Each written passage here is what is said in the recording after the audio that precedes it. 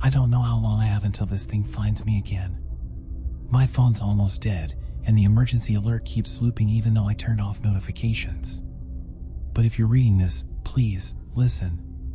Don't make the same mistake I did. It all started 3 nights ago. I was home alone. My girlfriend, Renee, had gone to visit her parents in Kentucky, and I was enjoying a quiet weekend at our apartment. Nothing unusual, just cold beer, bad TV, and my cat, Moxie, curled on the windowsill. At exactly 1:17 a.m., my phone buzzed violently. You know those government alerts, weather warnings, Amber alerts, that sort of thing. But this one was different. Emergency alert. Do not look at mirrors. Repeat, do not look at mirrors. Lock windows. Cover reflective surfaces. Stay inside. Trust no reflection. I thought it was a prank or a glitch. But the moment I read it, Moxie hissed, loud, aggressive, tail puffed.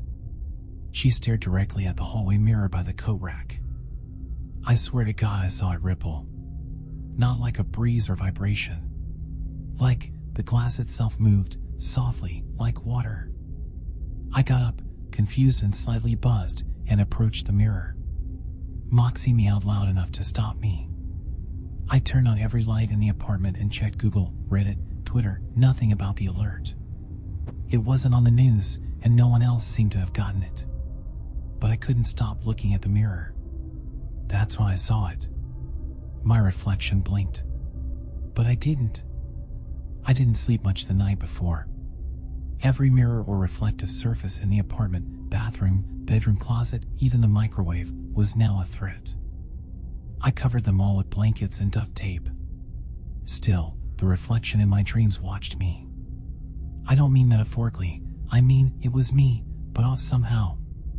Smiling when I wasn't. Tilting its head.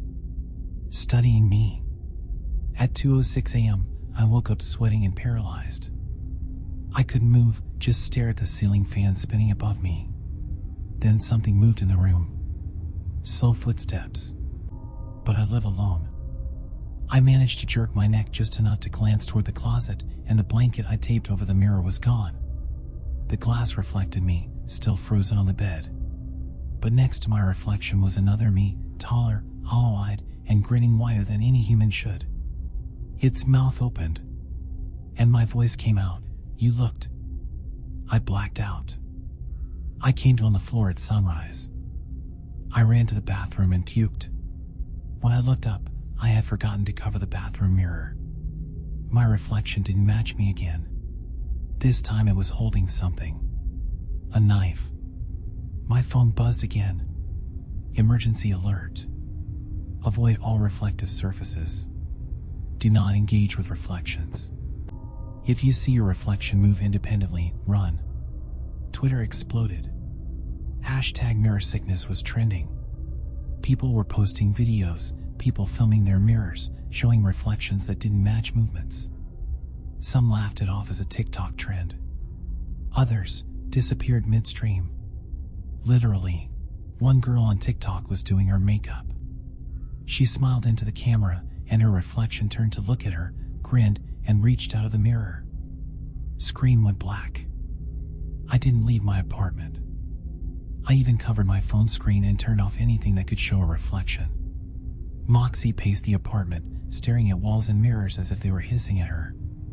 At around 3 a.m., my friend Connor FaceTimed me. I picked up with the front camera covered. "Dude, did you see this shit?" he said. I thought it was just internet crap, but my bathroom mirror, static.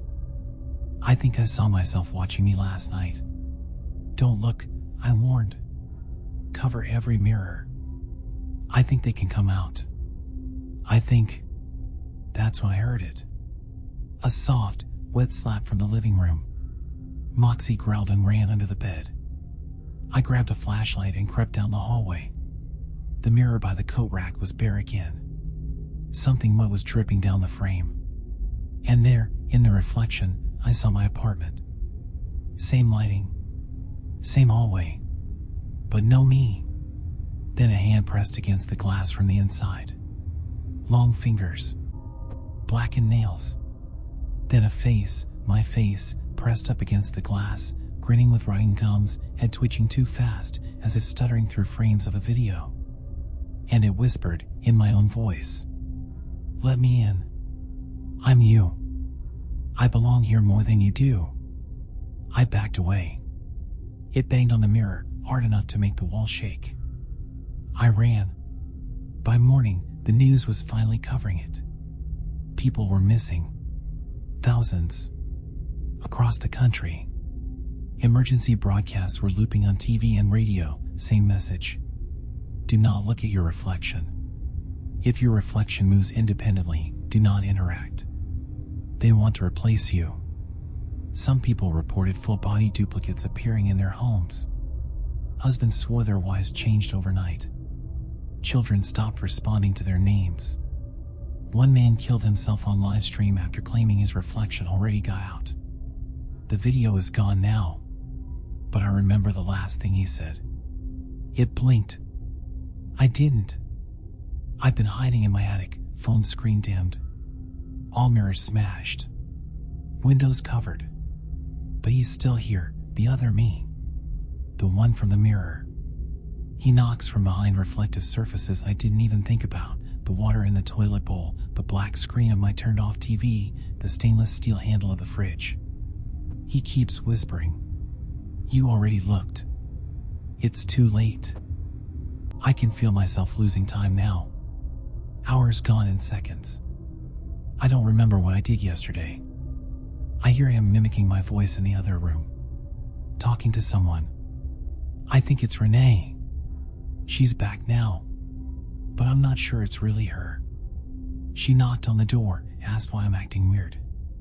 I asked her to show me her reflection. She just laughed. But her eyes didn't. If you see an alert like this, take it seriously. Smash your mirrors. Unplug anything reflective. Avoid puddles, glass, polished metal. Because once you look too long, they see you. And if they see you, they can come through. I don't know how long I've got left. But if someone tells you they're me, check their eyes. Because if they blink at the wrong time, run.